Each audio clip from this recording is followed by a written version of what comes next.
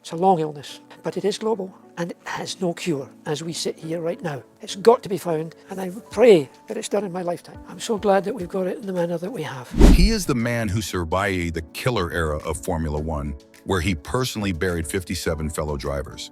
He is the one who single-handedly changed history, forcing the whole world to erect barriers to protect human lives from the Grim Reaper. People called him the Man of Steel because he never bowed to fear. But at 85, Sir Jackie Stewart's heart completely shattered just because of 3 innocent words uttered at a cozy dinner table. Where is Jackie? The ultimate pain lies in the fact that this question came from Helen, the wife who had shared a pillow with him for 60 years, right when he was sitting visibly in front of her, holding her hand. This is not a story about gold trophies or racetrack glory. This is the tragedy of a man who spent a lifetime conquering every limit, but in the end, had to stand helplessly watching the person he loved most slowly have her memories of him wiped clean.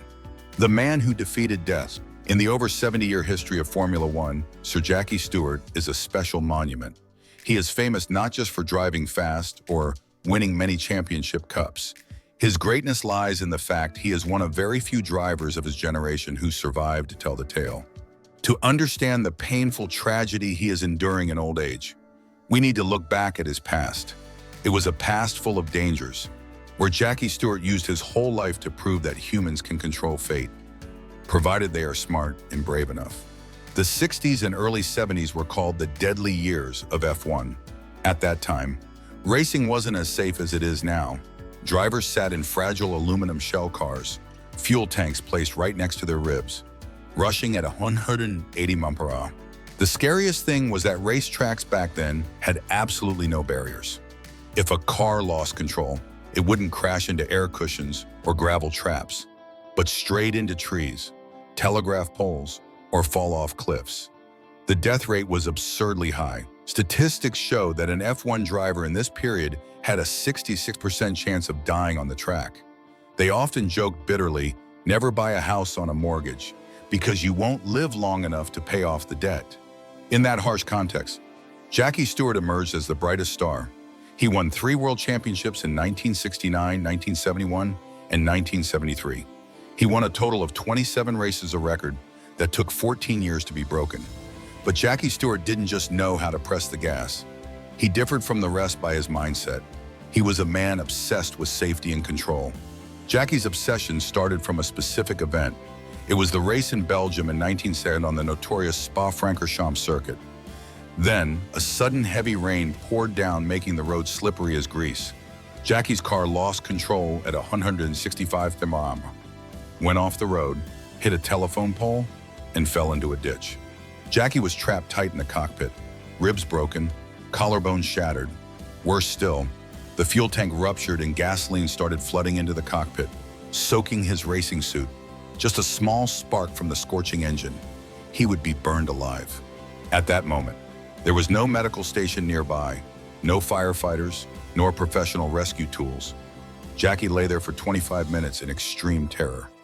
Finally, 2 fellow drivers, Graham Hill and Bob Bonduran, had to stop their cars, borrow a wrench from a spectator by the road to remove the steering wheel and pull Jackie out. After that accident, Jackie Stewart changed completely. He realized the race organizers didn't care about drivers' lives. If he wanted to survive, to go home to his wife and children, he had to act himself. Jackie Stewart started a campaign unprecedented in sports history. He didn't accept risk as an inevitable part of the game. He wanted to control it. He hired a private doctor to follow him to every race. He spent his own money to hire a rescue helicopter on standby. He was the first to tape a spanner to his steering wheel to remind himself of the emergency power cutoff location. He was also a pioneer in wearing a full-face helmet and multi-layer fireproof clothing. Things considered cumbersome back then. But not only caring for himself, he forced the entire tournament to change. Jackie went around tracks, pointing out dangerous spots and demanding fixes. He demanded Armco barriers to stop cars from crashing into forests. He demanded modern medical centers right at the track. When track owners refused due to cost, Jackie Stewart threatened to lead drivers to boycott the race. The press at the time called him a coward, claiming he was killing the adventurous romance of racing. The audience booed him, but Jackie didn't care. He was cold, decisive, and steadfast. He knew he was right. Thanks to his stubbornness, barriers were erected, trees were cut down, and the number of driver deaths began to decrease. To survive in that era, Jackie Stewart had to forge a steel spirit. He learned to freeze his emotions. Throughout his driving career, he witnessed 57 friends and colleagues die. How many times was he having breakfast happily with a friend, only for that friend to burn to death in a car a few hours later? And Jackie still had to continue racing. Passing that charred car wreck on every lap, he had to learn to offer condolences to widows, comfort fatherless children, then immediately push that pain aside, step into the car, slam the door shut, and focus entirely on winning. He built a partition wall in his mind. One side was human emotion. The other was cold professionalism. He believed if he prepared thoroughly enough, calculated detailed enough, and controlled all risks well, he would defeat the Grim Reaper. In 1973, Jackie Stewart decided to retire while at the peak of his form. He left the track as a world champion, wealthy, and most importantly, intact. That was a feat at that time. After retiring, his life continued to be a series of brilliant successes. He became a sharp businessman, a global face for luxury brands like Rolex, Ford, Heineken. He had a close relationship with the British royal family, knighted by the Queen. He traveled the world, respected and admired by everyone. Looking at Jackie Stewart's life, one sees the image of a man who won it all. He defeated opponents on the track. He defeated organizers' negligence to bring safety. He defeated the probability of death to return alive. He believed the hardest and most dangerous days were behind him. He believed with his intelligence, money, and thorough preparation, he could solve any problem in life. Throughout his life, Jackie Stewart's philosophy was simple. If something is broken, fix it. If the track is dangerous, build barriers. If the car is unsafe, redesign it. He was always the proactive one. He never encountered a problem he couldn't find a solution for. But life is ironic. Just when Jackie Stewart felt safest and most fulfilled in his twilight years, fate sent him a final challenge, a challenge he wasn't prepared for at all. This time, the enemy didn't appear on the track with a loud roar. It came in terrifying silence, right inside his own home, and painfully. It didn't attack him who was used to enduring pain, but it attacked the most important person in his life, his beloved wife, Helen. Jackie Stewart was about to realize that there are things in this world that cannot be fixed. No matter how much money or courage he has, the legend of the man always in control was about to face ultimate helplessness. But before talking about that tragedy, we need to know who Helen was. She wasn't just a wife standing behind her husband. In the fiery years of F1, she was the one keeping Jackie's heartbeat, the anchor keeping him with life. To understand the pain of loss, we must understand the immense value of what is gradually disappearing. The wife holding all memory. If Jackie Stewart was the king on the track, the man always standing under the halo and admiration of the whole world, then Helen Stewart was the one holding that king's soul. She was never a woman who only knew how to stand behind her husband to look good for press photos. Throughout 6 decades of sticking together, Helen was a teammate, a protector, and most importantly, she was the living memory storing Jackie's entire life. To understand the pain Jackie is enduring now, we cannot just look at Helen as a patient with dementia, but must look at her as a historical witness who walked with him through the stormiest days. Their love story began when they met in their Scottish hometown as teenagers. Jackie wasn't a star then. He was just a young man with dyslexia, working in his family's garage and always self-conscious. Helen was the first to see special qualities in him, even when he didn't see them in himself. They married in 1962, and from that moment, their lives merged into one. When Jackie stepped into the flashy but deadly world of Formula One, Helen didn't choose to sit at home waiting. She chose to go with him to the end of danger. In the fiery years of the 60s and 70s, the role of wives at the track was very different from now. Today, wives or girlfriends of drivers often appear in the VIP area, wearing sunglasses and watching races via TV screens. But back then, Helen was an important personnel in the technical team. She didn't just come to cheer, she came to work. The most familiar image of Helen in the memories of longtime fans is a petite woman, standing right at the edge of the dusty track, holding a notebook and a stopwatch. There were no modern computers or complex telemetry systems like now. All parameters about speed, lap time had to be measured manually, and the person doing that most accurately was none other than Helen. She stood there, amidst scorching sun or pouring rain, eyes glued to the track, thumb always ready on the stopwatch button. Every time the blue Tyrrell car rushed past at wind-tearing speed, Helen clocked, recorded numbers detailed to hundredths of a second, then used a blackboard to signal her husband if he was faster or slower than opponents. Helen's accuracy was so important that team boss Ken Tyrrell once said she was the most reliable timekeeper he ever knew. Jackie Stewart completely trusted the numbers his wife gave. There was a strange connection between them. Needing no words, just looking at the board Helen held up, Jackie knew he needed to press the gas harder or save tires. She was his second pair of eyes, the one keeping his heartbeat amidst the crazy race. But Helen's role didn't stop at dry numbers. She shouldered a much heavier task, being a sedative for her husband's fear. Living in an era where death could come anytime, psychological pressure weighing on drivers was extremely terrible. Before each race, Jackie often fell into extreme stress. He worried about the car, worried about the weather, and deep inside was the fear he might never return. At such times, Helen was always there. She packed luggage, prepared the helmet, and was the last person he saw before stepping into the car. Her calmness and smile were the only things helping Jackie stabilize his mind. She never revealed her fear in front of her husband, even though inside she trembled every time she saw a column of black smoke rising from the far end of the track. She swallowed fear inside so her husband could confidently drive. They went through 99 Grand Prix races together. They went through friends' funerals together. Helen comforted widows of deceased drivers like Jochen Rindt or Francois Sever on behalf of her husband. She was the strong woman helping Jackie keep balance in a mad world. Jackie Stewart often said he couldn't achieve any success without Helen. Those 3 world championships half belonged to her. She wasn't just a wife. She was a living witness to every glory and bitterness of his life. Every memory, every small detail about those days was shared and etched together by the two. After Jackie retired safely in 1973, they stepped into a new chapter of life together. They defeated death on the track, and now was the time to enjoy the winner's reward. Their life became fulfilled with wealth, fame, and a large family. They traveled the world, attended royal events, built a business empire. Jackie and Helen believed the stormiest days were behind them. They assumed they would grow old together, sit by the fireplace, and recount stories of a heroic youth together. Jackie believed memory was the most precious asset they accumulated together after so many years betting with lives. But life is cruel when it decides to take away that very precious asset.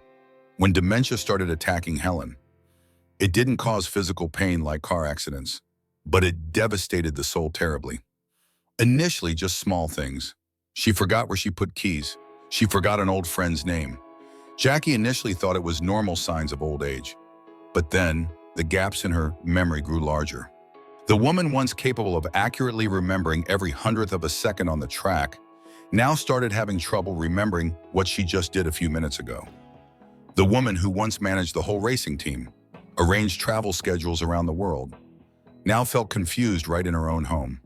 Jackie Stewart, the man who always had solutions for every problem, started feeling helplessness creeping in. He hired the best doctors, bought the best medicines, but he couldn't stop the deterioration of his beloved wife's brain. And then, that tragedy peaked on a normal evening, in a quiet moment, when that cruel disease decided to deal a fatal blow to the old champion's heart, stripping away the last bit of connection he was trying to hold on to. That moment had no engine roar, no smoke and fire, but its damage was greater than any accident he ever experienced on the F1 track. 3 words, 1 question, and a broken heart. Sir Jackie Stewart's house in Buckinghamshire. England always bore a peaceful and quiet beauty, completely opposite to the noisy roars of racetracks they were attached to in their youth. At over 80, after conquering every peak of fame and accumulating a massive fortune, this should have been the safest shelter for them to enjoy the final years. No more hurried flights, no performance pressure, and most importantly, no fear of death lurking every weekend. Jackie Stewart, the man who used his whole career to control risks, believed he built an impregnable fortress to protect his beloved wife Helen. But he didn't expect that. Right in this solid house, on the most normal evening, the biggest tragedy of his life struck with just 3 short words. It was an evening like any other. Jackie and Helen were sitting dining together. The scene was very cozy and familiar. They sat in places they usually sat for decades. Jackie was always there, right beside or opposite her, ready to pick food for her, wipe her mouth if needed, and most importantly for her to always see him. Since the doctor diagnosed Helen with frontotemporal dementia, Jackie promised himself he would never let her feel lonely or lost. He knew her memory was having problems, knew she often forgot petty things, but he still believed in the invisible bond between the two. He believed even if she forgot everything in the world, his image, the man who held her hand through hell and heaven for 60 years, would be the last thing remaining. The atmosphere in the dining room was quiet. Helen spoke less lately. The cruel disease was gradually stealing her language, making it difficult for her to express thoughts. Jackie still kept the habit of chatting with her, telling her about petty things of the day, even if he wasn't sure she understood all. He observed her closely. Helen's eyes once sharp, recording every 100th of a second on the track, now often looked at some indefinite point in space. But Jackie still felt reassured because she was still there, still sitting next to him, still his Helen. Suddenly, Helen stopped. She put the fork down on the table. Her eyes started wavering, shifting from distracted to extreme panic. She looked around the familiar dining room as if it were a strange place. She looked at paintings on the wall, looked at the helper standing in the corner, and finally, she turned to look straight at Jackie. But this time, that look was very different. It contained no familiarity, no love, nor trust. It was a look for a stranger. A cold emptiness covered the space between the two. And then she asked, voice trembling, mixed with fear, "Where is Jackie?" That question rang out gently, not loud, not screaming, but for Sir Jackie Stewart. It was like a big explosion tearing the eardrum and stabbing straight into the heart. Time seemed to freeze right at that moment. Jackie was stunned. He sat motionless, hands still holding the water glass, unable to believe what he just heard. He was sitting right here, right in front of her, less than an arm's length away. He still wore the clothes she liked, still wore the glasses she was familiar with, still the face that grew old with her over time. But Helen didn't see him. In her eyes right now, the man sitting there was just some strange old man, a superfluous person, a nameless ghost. She was looking for Jackie, her husband, protector, hero, but she couldn't find him in the form of the person sitting opposite. The pain hitting Jackie wasn't anger, but total collapse from inside. Throughout his life, Jackie endured many physical pains. He broke ribs, was burned, injured his spine. But all those pains could be located, could be healed with painkillers in time. But this pain was different. It was the denial of his existence. The woman he loved most, the only person in the world who understood clearly who he was, now erased him from her mind. That was the moment Jackie Stewart realized his ultimate helplessness. He could spend millions of pounds to buy the best cars, hire the best doctors, build the world's safest barriers, but he couldn't buy back a second of memory for his wife. He couldn't use money or power to force her brain to recognize him. He defeated death on the world's most dangerous Nürburgring track, but he lost the battle to reclaim his place in his wife's mind. The feeling of being forgotten by the person you love most when both are still alive is a cruel tragedy no words can fully describe. It's like standing in your own house but being considered an intruder. It turned every memory of the past 60 years meaningless in an instant. The days they traveled the world together, shared glory of victory together, cried together at friends' funerals. All those things now only he remembered. He became the lonely keeper of memories for a two-person love story. He realized he lost her, even when she was still breathing, still walking in this house. That was the moment the steel man's heart truly broke. Not because of a high-speed crash, but because of the silent fading of time and disease, and from within that desperate pain, A new fighting will flare up in the old veteran's heart. A final battle he knew he was forced to participate in, not to win a cup, but to reclaim dignity for his wife. The desperate race against time. After that fateful night forgotten by his devoted wife, most men over 80 would choose to accept fate. They would retire into seclusion, hire nurses to care for their wives, and spend final days gnawing on sadness. But Jackie Stewart isn't most. He is a champion, and a champion's instinct doesn't allow him to surrender, even when the opponent is an incurable disease. The heart-rending pain from the question, "Where is Jackie?" didn't make him collapse. On the contrary, it blew up a flame of anger inside the old veteran. It wasn't anger aimed at Helen, but at the helplessness of world medicine. The very next day, Jackie rushed into learning about dementia with the same fierceness as when he researched track safety 50 years ago. He went to leading hospitals worldwide, met the most famous neurology professors in the US and UK. He asked straightforward and thorny questions. Why has this disease been discovered for decades but still has no cure? Why is the death rate still 100%? Why is the research process so slow? The answers he received disappointed him utterly. Doctors told him medical research processes take a lot of time, that it takes decades to test a new drug, and failure is normal. For a man matured from the Formula One environment, those answers were unacceptable. In Jackie's world, time isn't counted in years or months, but in thousandths of a second. In F1, if a car breaks suspension on Friday morning, engineers must redesign, manufacture, and assemble before Saturday morning. No one is allowed to say, "We need another 10 years." If you delay, you lose. If you fail, you are fired. Jackie realized the problem lay not only in the complexity of the human brain, but also in the working mindset. Scientists were working in separate islands, hiding data for fear of copyright theft, and satisfied with dripping progress. He saw bureaucracy, stagnation, and lack of urgency, things that once killed drivers in the past before he stood up to change regulations. And this time, that very stagnation was killing his wife, refusing to sit still waiting for a miracle. Sir Jackie Stewart decided to create a miracle himself, at 80 instead of resting. He founded a charity named Race Against Dementia. But this isn't a normal charity just collecting money to give to hospitals. Jackie runs it like an F1 team. He spent millions of pounds of his own money and mobilized more from his powerful relationships with big corporations. His goal is very clear: apply the speed and innovation mindset of Formula One to the medical laboratory. His philosophy is very simple. If the old way in the past 40 years didn't work, throw it away and find a new way. He recruited young PhDs, the most excellent brains from prestigious universities, and gave them opportunities found nowhere else. But before letting them start researching the brain, he sent them to the headquarters of Red Bull and McLaren racing teams. He wanted these scientists to witness with their own eyes how F1 engineers work. He wanted them to see how a team of hundreds coordinates smoothly to solve a technical problem in just a few hours. He wanted them to learn the "nothing is impossible" spirit of the track. The image of Sir Jackie Stewart in these years makes people both admire and pity. An old man with a slowed gait, white hair, but eyes still burning with determination.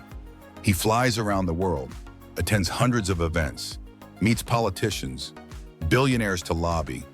He doesn't hesitate to use his legendary fame to open doors normally closed to commoners. He considers finding a cure for dementia the final Grand Prix of his life, and he races with a life-risking mindset because he knows the clock is ticking down. However, behind that strength and decisiveness in public is a heartbreaking truth. Jackie rarely admits in words. He knows he might lose the race to save Helen. Her disease has progressed too far. New drugs, breakthrough therapies his organization is researching might take a few more years to perfect a time Helen might no longer have. That is the tragedy of a pioneer. He is building a lifeline for humanity, but the person he wants to save most is gradually slipping from his arms. Even so, he doesn't stop. Every time he returns home after long business trips, the first thing he does is run to Helen's side. He still sits by her, holds her hand, even if sometimes she pulls back because she doesn't recognize him. He still patiently feeds her every spoon of porridge, tells her what he is doing, even if she only responds with bewildered looks. There are days fatigue weighs on the old veteran's shoulders. He wonders if all these efforts are useless when she gets more distant. But then he remembers friends lost on tracks back then. He remembers why he fought to install safety barriers, even knowing it couldn't save those already dead. He did it for the future. And now, too, he fights not just for Helen, but for millions of other wives and husbands worldwide enduring similar pain. He doesn't want anyone else to hear the question, "Where is my wife?" or "Where is my husband?" when the loved one is standing visibly right in front. The scariest thing is not death, but being forgotten. Through initial shocks and desperate efforts to find a cure, Jackie Stewart gradually realized a cruel truth he was forced to face. He is participating in an endlessly long separation. He often sits alone contemplating the difference between death and oblivion. In the past, he buried 57 colleagues. Death came to them often very suddenly, brutally, and decisively. The pain then hit like a storm, devastating the survivor's heart. But then the storm also passed, leaving silence for the departed and time to heal for the living. Death puts a period to a life, but it keeps the image and memory of that person intact. Jim Clark or Francois Savard will forever be young, talented, and brave in his memory. But the dementia Helen is carrying is a completely different sentence. Every day passes. Jackie loses a little something of his beloved wife. Today she forgets how to hold a fork. Tomorrow she forgets an old friend's name. And the day after she might forget how to smile. She is still there, still breathing, heart still beating. But her soul and personality are being eroded bit by bit like a sandcastle before the tidal wave. Roles in their marriage have now completely reversed. For 50 years, Helen was the one caring for him. She packed luggage, took care of every meal. Sleep was a solid spiritual support for him to safely rush into life and death races. She once strongly protected him from media pressure and fear. And now Jackie became her nanny. At 85, when limbs started trembling and steps were no longer agile, he still insisted on personally caring for his wife as much as possible. He helps her dress, comb hair, and patiently coaxes her to eat every spoon of porridge when she becomes difficult like a child. Those small acts aren't burdens, but the only way for him to feel he is still connected to her, still useful for her life. There are very difficult days when Helen's confusion turns into panic or anger. She might demand to go home while sitting right in her living room, or look at him with fearful eyes like looking at an intruder. At those times, Jackie's heart tightens, but he never raises his voice or shows disappointment in front of her. He understands it's not her fault, but the fault of the cruel disease taking over her brain. He learned a new lesson about patience, something he rarely needed on the track before. He learned to step into her distorted world instead of forcing her to return to his reality. If she thinks he is an old friend visiting, he plays that friend. If she thinks they are in the 1970s, he chats with her about old days. As long as she feels happy and safe, he is ready to become anyone her memory paints. The only miracle remaining amidst this tragedy is instinctive affection. Even if Helen might no longer call Jackie's name correctly, not remember he is a 3-time world champion, she still feels safe when he is around. There are times when he holds her hand, she squeezes back gently when he kisses her forehead. Her face relaxes and smiles gently. Doctors say intellectual memory can be lost, but emotional memory still remains somewhere deep in the subconscious. She might forget who he is, but her heart still remembers this man brings her peace. And for Jackie now, just a hand squeeze or a fleeting smile is enough for him to feel comforted. Those are small victories, but more precious than any gold cup he ever received. Jackie Stewart knows he cannot win this race in the usual way. He knows one day, Helen will completely sink into darkness and leave him forever. But he doesn't consider that failure. He turned private pain into a public legacy through the Race Against Dementia organization. He works tirelessly to ensure future generations won't have to suffer pain like him. He wants the name Stewart not only attached to speed and track safety, but also attached to the effort to rescue human memory. That is how he revenges this disease, and also how he honors the wife who sacrificed her whole life for him. We are not responsible if you misinterpret or misapply this content. Please consider, verify, and receive selectively. Enjoyed it? Leave a like. comment, share, or subscribe. That is the fuel for us to tell more top-tier stories about other F1 superstars.